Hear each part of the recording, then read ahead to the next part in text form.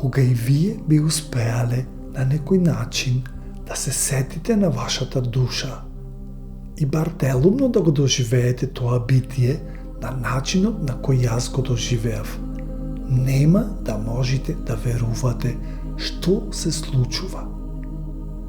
Затоа што тоа е едно такво невообичаено искуство кое што е надвор од разумот, надвор од секаква логика, надвор од секаква фантазија. Ни на крај памет не би можеле да предпоставите како изгледа душата, каде се наоѓа и како звучи нејзината гласовна комуникација. Велам гласовна затоа што има и некој вид телепатска комуникација.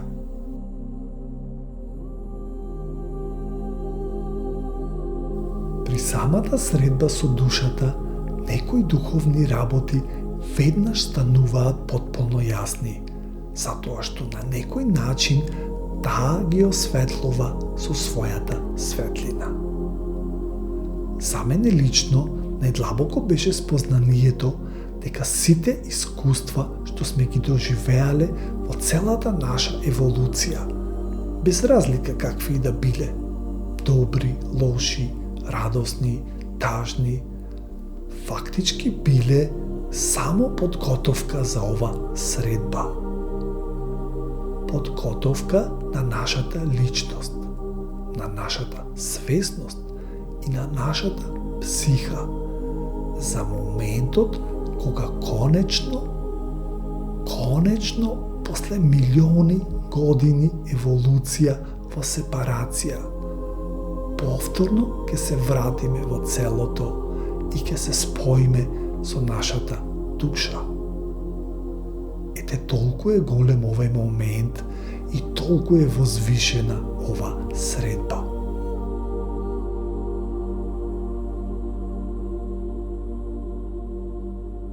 Второто длабоко спознание кое го добив при средбата со душата е спознанието каков е всушност вистинскиот однос помеѓу човекот и душата.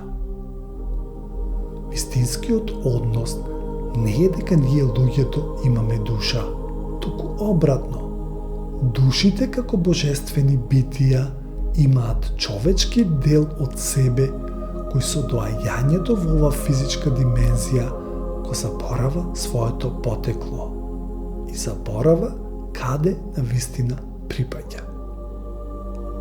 И токму тоа заборавање е причината за сета ова збрка што се случува овде на земјата.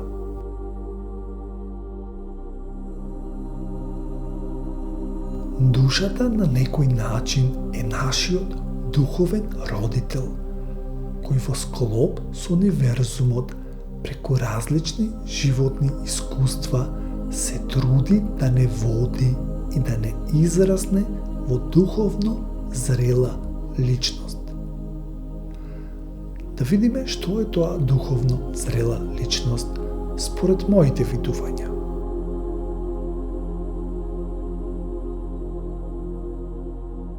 Пред се, тоа е човек кој живее во својата автентична индивидуалност. Човек кој научил да се подпре на самиот себе. Кој ги слуша другите луѓе со отворено срце, но не се губи во нивните мислења. Тоа е човек кој во својата еволуција достигнал ниво на свесност која му овозможува да се сврти кон себе.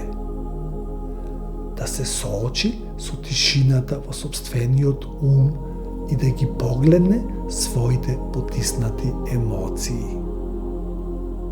Да ја погледне својата болка и своите стравови. И сето тоа не за да се осуди, туку за да ги разбере и да ги ослободи. Со љубов да ги прегрне деловите од себе што некогаш не сакал ниту да ги погледне.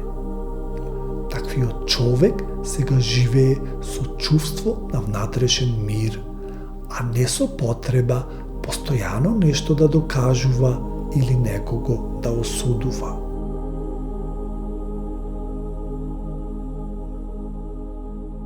Ете тоа е главната цел на нашата душа, да не израсне во таква личност.